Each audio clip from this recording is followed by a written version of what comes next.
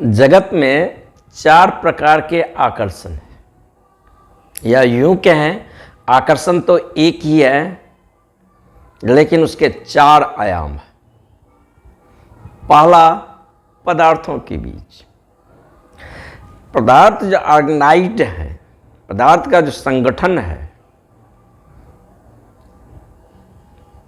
इस ऑर्गेनाइज्ड होने के कारण या इस संगठन जो हम पदार्थों के बीच पाते हैं, कोई तो कोई मैग्नेटिक एक केंद्र होगा, एक आकर्षण होगा जो इसको खींचता है, जिसके कारण पदार्थ संगठित होते हैं। कोई तो कोई ऐसा चुंबकीय पावर होगा जिसके इर्द गिर्द चांद, तारा, सूरज सब परिक्रमा करते हैं। वैज्ञानिक ने जब पदार्थ के गहन में उतरा है, विखंडन किया है परमाणु को, तो देखा जो कि एक ऐसा फोर्स है जो पकड़ में तो नहीं आता है, जिसे जाना तो नहीं जा सकता है, जो अतर्क है, तर्क के कसौटी पर उसे हम नहीं पकड़ सकते हैं, लेकिन फिर भी उसका परिणाम देखा जा सकता है। और उसी परिणाम के कारण पदार्थ की संरचना का निर्माण हुआ है, वह चुंबकीय शक्ति है। लेकिन पदार्थ के भी स्तर पर यह चुंबकीय शक्ति 2 पार्ट में बट रहा है। ऋणात्मक पोलर है, दूसरा धनात्मक पोलर है। या कहें कि पदार्थ के स्तर पर एक स्त्री, दूसरा पुरुष। दूसरा जो है डोनर है, पहला जो है टेकर है। स्त्री हमेशा टेकर होता है, ग्रहणशील होता है। पुरुष हमेशा डोनर होता है, देता भी है। वो जैविक भी तल पर देता ही है और स्त्री ग्रहणशील होता है। यही दोनों को जो खिंचाव है, ये दोनों के बीच जो कशिश है, इसी के कारण पदार्थ की संरचना का निर्माण होता है। एक आयाम पदार्थ के स्तर पर है। दूसरा जो है वो जैविक तल पर दिखता है। स्त्री पुरुष के बीच एक आकर्षण है शारीरिक तल पर, जिसे हम बायोलॉजिकल कह सकते हैं, जिसके कारण काम में मनुष्य उतरता है। अगर ये बायोलॉजिकल आकर्षण न हो फिर काम का अस्तित्व नहीं हो सकता है, फिर जीवन का संभावना भी नहीं हो सकता है। इसी आकर्षण के कारण जैविक तल पर जब 2 शरीर एक दूसरे को नजदीक आता है, एक दूसरे में खोना चाहता है, उस ड्यूरेशन में जीवन का जन्म होता है। और तीसरा जो है मन के तल पर। मन के तल पर जब 2 व्यक्ति आते हैं, मिलते हैं, तो वहां शरीर गौण हो जाता है। क्योंकि मन के तल पर जब हम मिल जाते हैं तो वहां शरीर तो आपस में मिल ही जाएगा। जब मन के तल पर हम किसी के साथ एक हो जाते हैं तो वहां अपने जितनी बाउंड्री है औरत के, शारीरिक स्तर से लेकर भावनात्मक स्तर से लेकर मन के स्तर तक, उस सारे बाउंड्री को फ्री छोड़ देते हैं। तभी तो कोई गहरा मिलन होगा। शरीर के तल पर कोई मिलन गहरा नहीं होगा, वो वासना युक्त ही होगा। वहाँ 2 शरीर ही क्षण भर के लिए मिलेंगे, फिर फेंक दिया जाएगा। वो पीक एक्सपीरियंस नहीं आएगा। इसीलिए तो लोग संभोग में बार बार उसका द्वार खटखटाते हैं कि मिलन अधूरा हो गया है, क्षण भर के लिए आया है। उसको ज़्यादा लंबाना चाहता है, लेकिन शरीर के तल पर क्षण भर के ही लिए होगा। तो पाशविक है, वो पशु तल पर भी वह उपलब्ध है। अगर हम शरीर के ही तल पर, जैविक ही तल पर, काम वासना में 2 शरीर एक दूसरे के नज़दीक आता है, लेकिन ये 2 शरीर एक दूसरे को नज़दीक आता है मेरी कोई प्रयास से नहीं है, ये बायोलॉजिकल कारण से। ये प्रकृति के शारीरिक ढांचा को बनावट ही ऐसा है कि पुरुष के बिना स्त्री अधूरा है, स्त्री के बिना पुरुष अधूरा है। और दोनों 2 विपरीत पोलर है। ये विपरीत के कारण एक दूसरे के बीच आकर्षण है। अच्छा लगता है, पसंद आता है। पसंद जब मुझे कोई चीज आता है तो इसका मतलब है कि वह विपरीत है, तभी तो हम उसको पसंद करता हूं। जब उसे हम पसंद करता हूं, मन चाहता है उसे पास आ जाऊं, उसके पास रहूं। पसंद क्यों आया? वो हमारा विपरीत है। जब हम उसके पास आएंगे तो पास आने से ही कलह होना शुरू हो जाएगा। इसलिए कलह होना शुरू होगा कि दोनों दो विपरीत पोलर है, पास रह ही नहीं सकता है। समान समान पास रह सकता है लेकिन जरूरी ही नहीं है एक दूसरे को पूरा करे। ये बात ऐसा हुआ कि एक भिखारी दूसरे भिखारी के सामने भिक्षा पात्र लेकर खड़ा है कि मेरे झोली में डाल दो, लेकिन दूसरे ही भिखारी को पास अगर भिक्षा पात्र में कुछ होता तो पहले भिखारी से भिक्षा मांगता ही क्यों? स्त्री दौड़ रहा है पुरुष से सुख को ग्रहण करूं, पुरुष दौड़ रहा है स्त्री से सुख को ग्रहण करूं। अगर स्त्री के पास सुख होता तो पुरुष के पास क्यों आता? पुरुष के ही पास सुख होता तो फिर स्त्री के पास क्यों आता? संभव ही नहीं है। मेरे पॉकेट में 2 रुपया होगा तब तो मैं किसी को 1 रुपया दे सकता हूं, लेकिन मेरे पॉकेट में स्वर्ण ही नहीं है सुख, मेरे जीवन में स्वर्ण समृद्ध नहीं है, तो दूसरे को मैं क्या दे सकता हूं? दूसरे के देने के लिए उससे पहले मेरे स्वयं के अस्तित्व में वह होना चाहिए। जब हम मन के तल पर किसी से मिलते हैं तो वहां सौंदर्य का, बोध का जन्म होता है। लेकिन यह मिलन भी पकड़ में आ सकता है, कंसीव हुआ जा सकता है, देखा जा सकता है, जहां एक दूसरे में व्यक्तित्व विलीन हो रहा है। जब कहीं भी स्थिति में कोई ऐसा सौंदर्य को अनुभव हो रहा हो तो वहां कुछ क्षण के लिए विलीन होता है। दृष्टा दृश्य में विलीन हो रहा है, दृश्य दृष्टा में विलीन हो रहा है। लेकिन एक और है आकर्षण। वह आकर्षण जो है सो जैविक तल पर नहीं है, मन के तल पर नहीं है, आत्मा के तल पर है। कोई वजूद ऐसा मेरे सामने प्रकट होता है जो दिखता है तो मुझके ही जैसा, फिर भी मुझसे भिन्न है। तर्क में तो आता नहीं है कि मैं इसे क्यों पसंद करता हूं, मैं इसके पास क्यों हूं। हो सकता है इसका आकार, शारीरिक ढांचा सुंदर न हो सकता है इसका बौद्धिक संचरण अच्छा न हो सकता है इसका बुद्धिमत्ता तीव्र न हो, फिर भी कुछ अतर्क जो खींचता है, एक आकर्षण होता है उसके व्यक्तित्व में, एक कशिश होता है।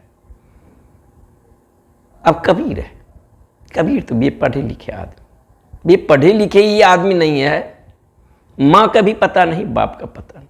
कैसा दुर्भाग्य क्षण होगा जो कबीर जैसे बच्चे को माँ जन्म दिया और माँ उसे छोड़ दिया बाहर। माँ के भीतर वो मातृत्व तो नहीं होगा। अगर मातृत्व होता तो सारी प्रतिष्ठा को दांव पर लगाता, फिर बच्चे को छोड़ने वो जंगल नहीं जाता।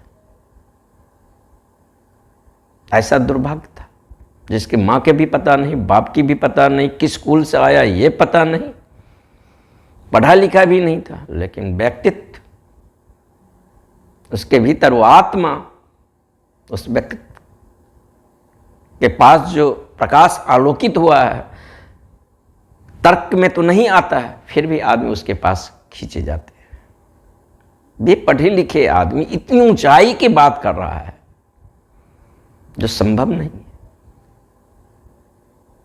ये हुआ श्रद्धा, जहां कोई आर्गुमेंट नहीं आता, जहां कोई तर्क कंसीव नहीं करता है इस व्यक्ति से मुझे क्यों लगाव है, फिर भी लगाव होता है।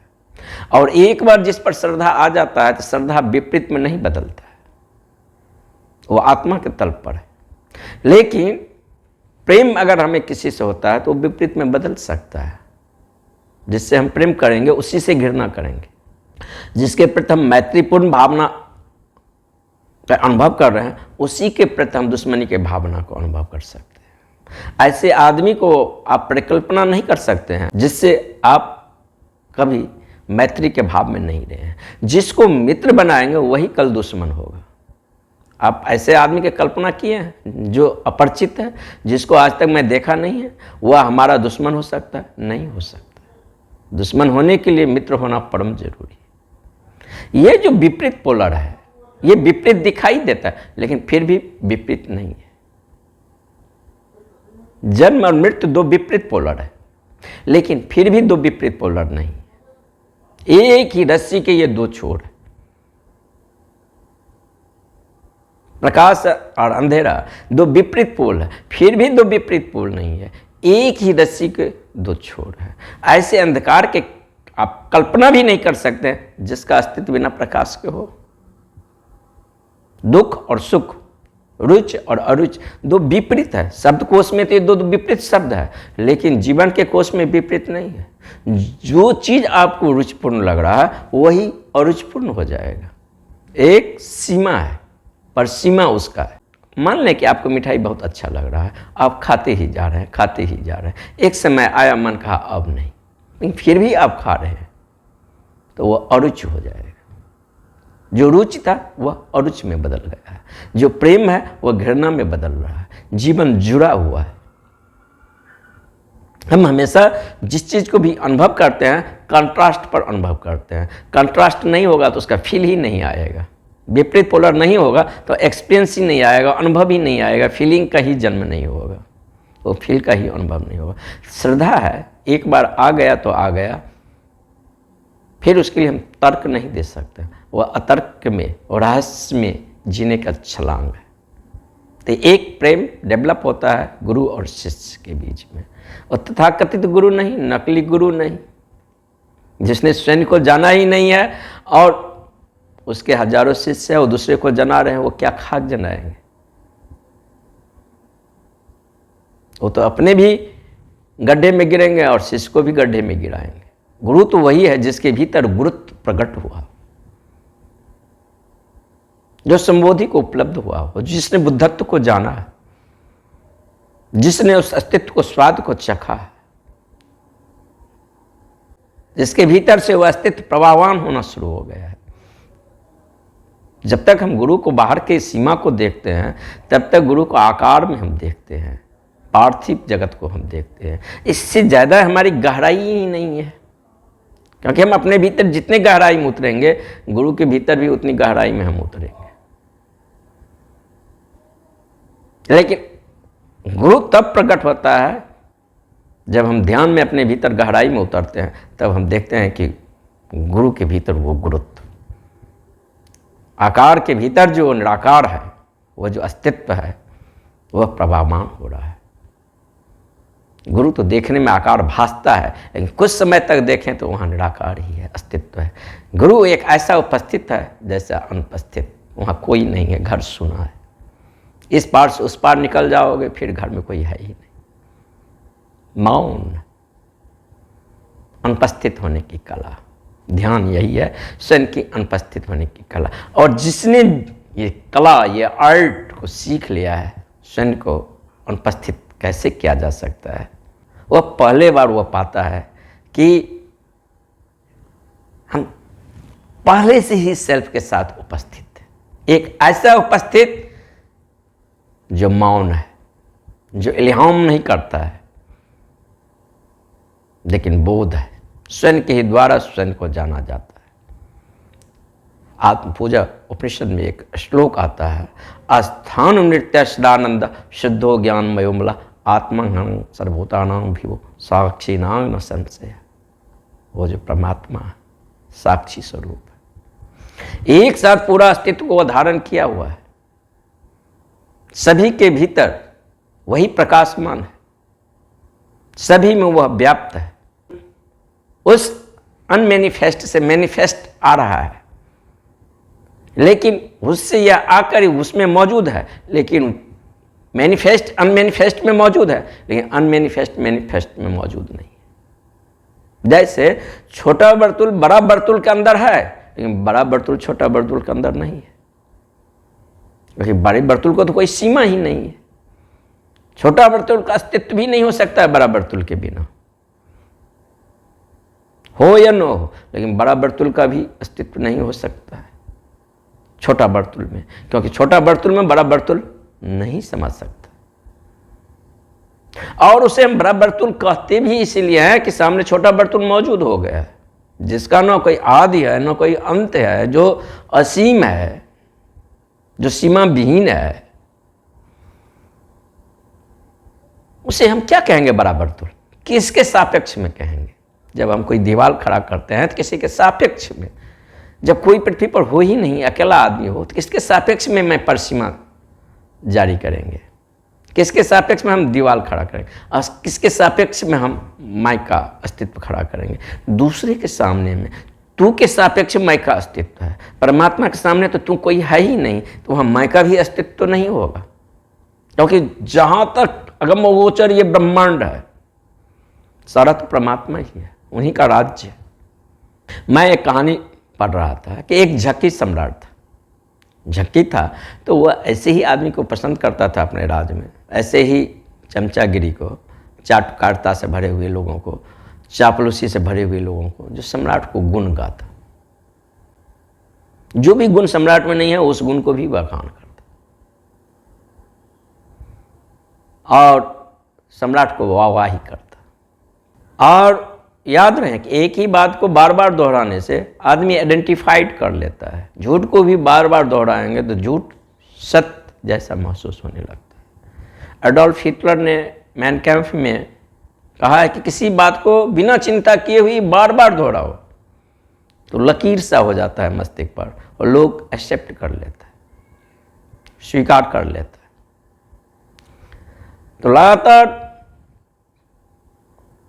उस सम्राट के जो राजदरबारी था वह सम्राट के गुणगान गा रहा था, सम्राट की प्रशंसा कर रहा था और सम्राट को ये बात लगातार दोहराने से वो कंसीव कर लिया।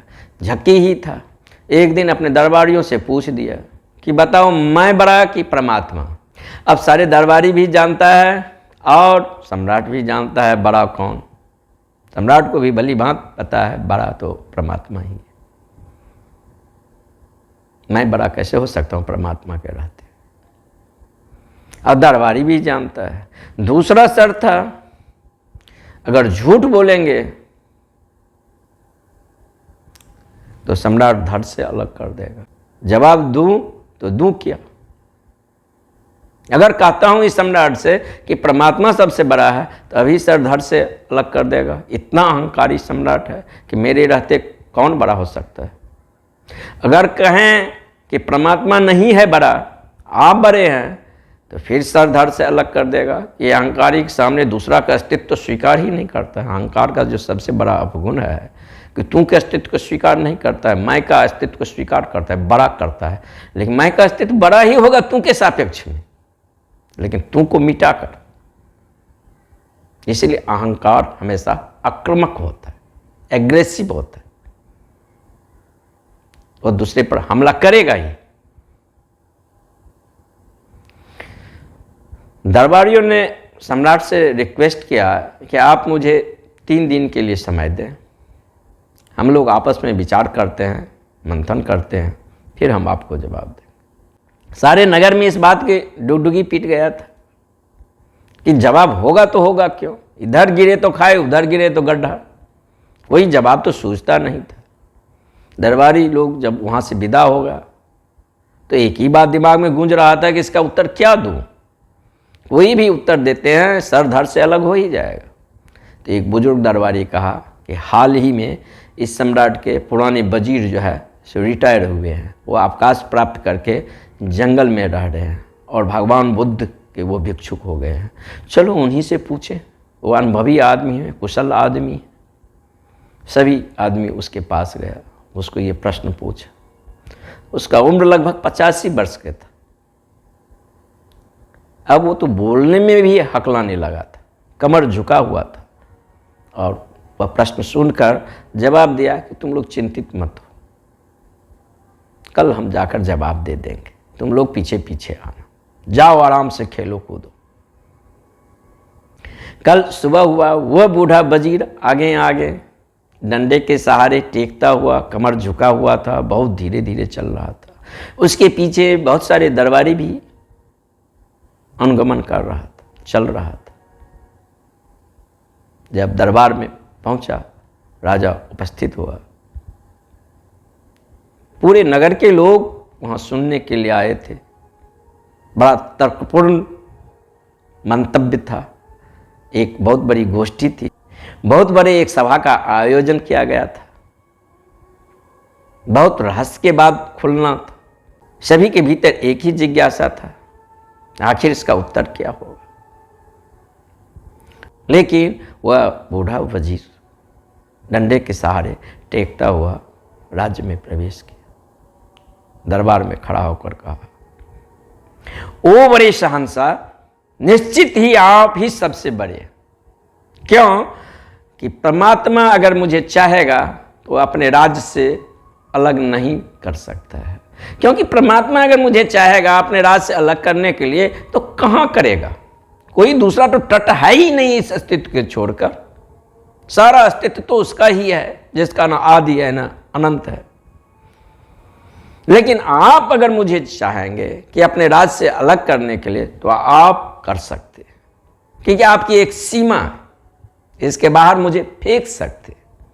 लेकिन पूरा विराट अस्तित्व तो परमात्मा की ये राज्य है, तो वह इस अर्थ में नपुंसक है और शक्तिहीन है कि मुझे वह अपने राज्य से बाहर नहीं कर सकता। निश्चित हे सम्राट, आप ही सबसे बड़े हैं। इस अर्थों में निश्चित बात तर्कपूर्ण भी है कि परमात्मा मुझे चाहेगा भी अस्तित्व से बाहर फेंकने के लिए तो नहीं फेंक सकते। कहाँ फेंकेंगे? कहाँ निकाल कर छोड़ देंगे? ऐसा कोई तट ही नहीं है, तटहीन सागर है। लेकिन सम्राट की तो एक सीमा है, वह अपनी सीमा से बाहर निकाल सकता है। तो पर्सनैलिटी का जो निर्माण ही होता है उस सीमा के बीच में, और जितना तू मैं के संकीर्ण दायरा होता है उतनी तंग पर्सनैलिटी पैदा होता है, और जितना तू मैं के विस्तीर्ण धारा होता है, थोड़ी दूरी होता है, थोड़ा डिस्टेंट होता है, उतनी विशाल पर्सनैलिटी पैदा होता है। पर्सनैलिटी चाहिए भी, एक समय ऐसा हो कि पर्सनैलिटी को विसर्जन भी करना चाहिए। तो पहला जो आकर्षण है वह पदार्थों के बीच, वह भी ऋण विद्युत और धन विद्युत, वहां भी स्त्री और पुरुष दोनों मौजूद है। दूसरा है जैविक तल पर दो शरीरों के बीच आकर्षण, जिसे हम बायोलॉजिकल रूट कह सकते हैं। इसके बिना जीवन का जन्म नहीं होगा, जीवन नहीं आएगा। दो शरीर एक दूसरे के जब नज़दीक आते हैं बायोलॉजिकल तल पर, जिसका यौन का आकर्षण कर सकते हैं, यहाँ जब दो व्यक्तियों का मिलन होता है, दो शरीर एक दूसरे के पास होते हैं, तो जीवन का धारा प्रकट होता है। तीसरा है मन के तल पर। अगर हम शरीर की तल पर जिए तो वो पशु ही है, उससे आगे वह विकसित नहीं हुआ है। तब हमें सौंदर्य का बोध होता है, एक अनुपम सौंदर्य आ जाता है, जहां दो व्यक्तित्व एक दूसरे में घुल मिल गया है, एक दूसरे को हम शक्ल हो गया है, एक दूसरे को छाये से पहचान लेता है कि कौन पीछे खड़ा है, एक क्यों हो गया है। दो शरीर है, एक जिस्म हो गया है। अब प्रेम का जन्म हो सकता है, वहाँ प्रेम का बोध हो सकता है। शरीर के तल पर प्रेम का बोध नहीं होगा, वासना का बोध होगा। प्रकृति के काम उतने से जारी हो सकता है। इसीलिए प्रकृति शारीरिक तल पर यौन का उतनी गहन आकर्षण रखा है, क्योंकि वह आकर्षण नहीं होगा तो जीवन का जन्म ही नहीं होगा। तो ये जो आकर्षण है ये चुंबकीय पावर है, मैग्नेटिज पावर है।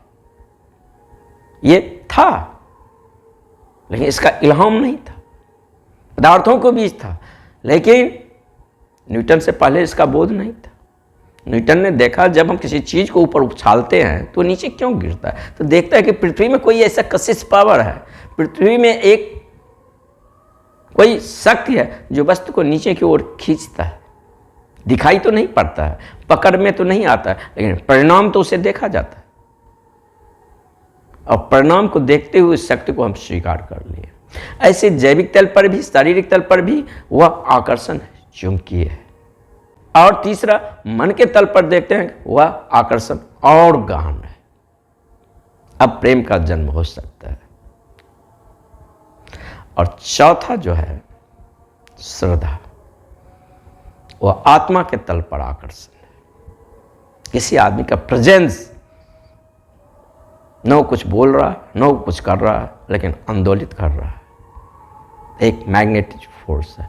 वो कह रहे हैं कि कृष्ण कि ये जो चुंबकीय शक्ति है, ये जो चुंबकीय ऊर्जा है, ऊर्जा तो एक ही है, इसका 4 डायमेंशन है। पूरे जगत में जो हम देखेंगे तो यही 4 प्रकार के आकर्षण है तो एक ही ऊर्जा, लेकिन इसका 4 चरण है, 4 आयाम है। एक पदार्थों के बीच, पदार्थ संगठित हुआ है, पदार्थ ऑर्गेनाइज हुआ है और पदार्थों के बीच एक संगठन का निर्माण हुआ है, तो वह चुंबकीय शक्ति जो है एक दूसरे को नजदीक खींचता है। वहां भी उस तल पर भी ऋणात्मक और धनात्मक दो पोलर विद्युत है। यहां हम कहें कि वहां भी स्त्री और पुरुष है। दूसरा, जैविक तल पर, शारीरिक तल पर यहां भी आकर्षण है, कोई चुंबकीय शक्ति एक दूसरे को खींच रहा है। तंत्र के ग्रंथों में कहा गया है कि स्त्री पुरुष दोनों अगर नग्न सोया हुआ है और स्त्री के यौन में इतनी आकर्षण है, अगर वो पूरी विद्युत ऊर्जा सक्रिय हो जाए तो पुरुष के जनेंद्रियां उसके निंद्र में ऑटोमेटिक चला जाएगा। जैसे कोई चुंबक लोहा को खींचता है, लोहा को तो चुंबक में सटते हुए देखते हैं, लेकिन चुंबक जो खींच रहा है वो उस ऊर्जा को नहीं खींच रहे हैं। कौन सा ऊर्जा वो खींच रहा है? ये खिंचाव एक यूनिट का निर्माण करता है कि दो पोलर मिलकर एक यूनिट का निर्माण करता है और एक हो जाता है। पुरुष या स्त्री दोनों को जन्म हुआ है, पुरुष स्त्री के मिलन से हुआ है। वहां दोनों है, पुरुष भी है तो पुरुष भी दोनों है, स्त्री और पुरुष है, और स्त्री भी है तो वहां भी दोनों है, स्त्री और पुरुष है। पुरुष में पहला शरीर पुरुष का है, दूसरा शरीर स्त्री का है। स्त्री में पहला शरीर स्त्री का है, दूसरा शरीर पुरुष का है। फिर तीसरा शरीर उसका जो है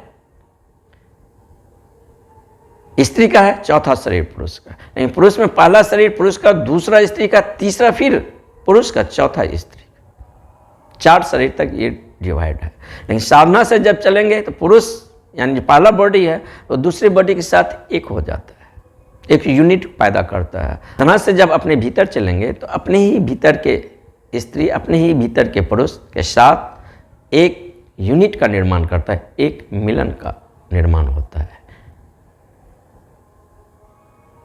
उसका अनुभूत ठीक वैसा ही है जैसे जैविक तल पर हम मिलते हैं, तो वहाँ तो आनंद क्षण भर के लिए आता है, क्योंकि वहाँ ऊर्जा हम खोते हैं, वहाँ हम डोनर हैं, स्त्री टेकर है।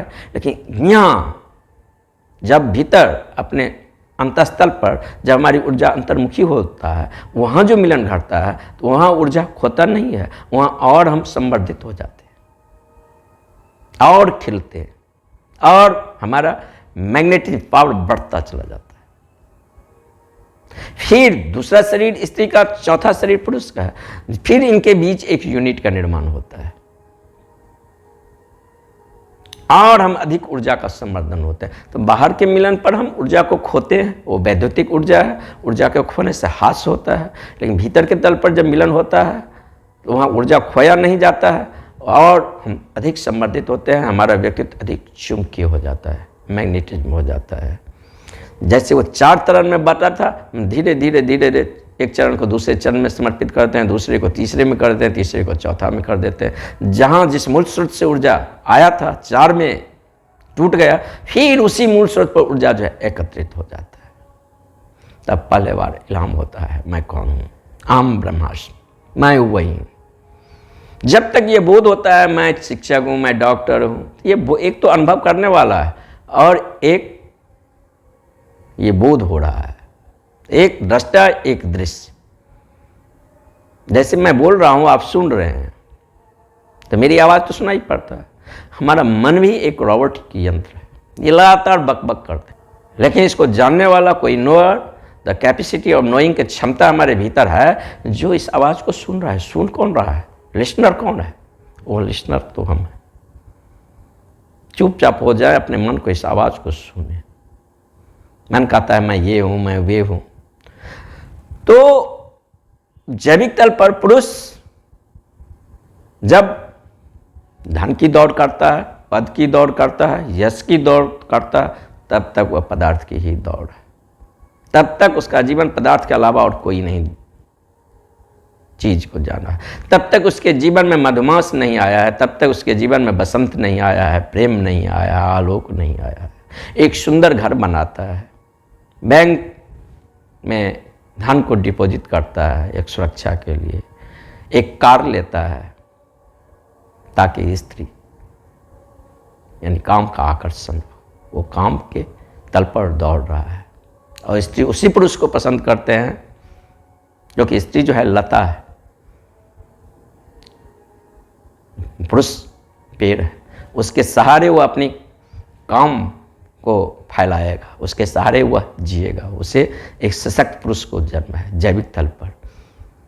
एक धन से हीन, एक पद से हीन और एक महत्वाकांक्षा से हीन पुरुष को कोई स्त्री लायक नहीं कर सकता। अगर स्त्री जैविक ही तल पर हो, शरीर ही हो, इसीलिए जो स्त्री आभूषण में अधिक रुचि लेता है, आभूषण को अधिक पसंद करता है, तो वह अधिक कुरूप स्त्री है। क्योंकि कुरूप आदमी ही सौंदर्य का, कॉस्मेटिक सर्जरी का या कॉस्मेटिक सामान को उपयोग करता है। तो वो समझता है कि नाक तो सुंदर नहीं है, लेकिन नाक पर हीरे को अगर नग लगा ले तो लोगों को दृष्टि तो पड़ेगा ही। कान तो सुंदर नहीं है, लेकिन कान में सोने के बाली लगा ले तो दृष्टि तो पड़ेगा ही। हाथ सुंदर नहीं है, हाथ में अगर हीरे का अंगूठी पहन ले तो लोगों को नज़र तो जाएगा चमकता हुआ हीरा पर। लेकिन जिसके पास हाथ की सौंदर्य हो, देखने की वो आँख हो, जिसके पास होठ को अपने प्राकृतिक लालमा लिए हुए उसका होठ हो, उसको होठ को आर्टिफिशियल रूप से रंगने की कोई ज़रूरी नहीं है। क्योंकि होठ के पास नेचुरल रूप से वह गुलाबी कलर नहीं है, इसीलिए वो धोखा देता है, एक पेंट कर लेता है। कितना बददार लगता है, थोड़ा गौर से देखोगे। कॉस्मेटिक सर्जरी कर रहा है, सौंदर्य नहीं है, भीतर वह अपने को बहुत दीन और दरिद्र है, शरीर के अलावा वो कुछ जाना ही नहीं है। और जो औरत शरीर के अलावा कुछ नहीं जाना है, वह आभूषण में रुचि लेगा। इसलिए गरीब से गरीब स्त्री भी अपने गहनों के प्रति बहुत सावचेत है। वो हर एक चीज को खोज सकता है, लेकिन अपने गहनों को सचेतन रूप से बहुत जागरूक होता है। इसीलिए पुरुष दौड़ है। इसीलिए ऐसी स्त्री उस पुरुष को पसंद करेगा जिसके पास बैंक बैलेंस अच्छा हो, पैसे की आमदनी अच्छा हो और बंगला हो। तभी तो वो अपने काम को जी पाएगा। ये शारीरिक तल पर है, ये बेसिक स्ट्रक्चर है। इसके आगे अगर विकास होना चाहिए, प्रथम बुनियाद है, जरूरी है, जीवन इसी से आएगा। शारीरिक तल पर जब दो एक दूसरे के नज़दीक नहीं आएगा, मिलन घटित नहीं होगा, फिर जीवन का जन्म कैसे होगा। दूसरा तल है मन के तल पर। जब एक दूसरे को नज़दीक आते हैं, एक दूसरे के अनुरूप होते हैं, एक दूसरे में घुल मिलते हैं, मैं होने का भाव छोड़ता हूँ, तू होने का भाव छोड़ता है, अपनी बाउंड्री को बाहर छलांग लेते हैं एक आकाश में। क्योंकि आकाश तो बटा हुआ नहीं है। जब कहते हैं मेरे आंगन का आकाश, तो मेरे आंगन का जो दीवार है वह परिसीमा दायर करता है, ये मेरे आंगन का आकाश हुआ है, मेरे आंगन के बाहर का आकाश है। वह दीवार मुझे बाहर के आकाश को नहीं देखने देता है, इसीलिए वह दो में बांटता है। लेकिन आकाश तो एक ही है। मैं और तू के दोनों अपेक्षा को छोड़ा तो मन के तल पर मिलते हैं। तब भावलोक में एक दूसरे के नज़दीक जाते हैं, एक दूसरे में घुल मिल जाते हैं। वहाँ प्रेम का, गंगोत्री का जन्म होता है। वहाँ एक मधुमास होता है, वहाँ एक अनुपम अदृश्य, एक अलौक, वहाँ व्यक्तित्व घुल मिल जाता है। दो शरीर दिखाई देता है, दो जिस्म दिखाई देता है, फिर भी दो जिस्म दो शरीर होकर वह एक हो जाता है। एक ऐसे अदृश्य लोक में गया था। प्रेम 2.5 अक्षर का होता है। 2.5 अक्षर का मतलब क्या?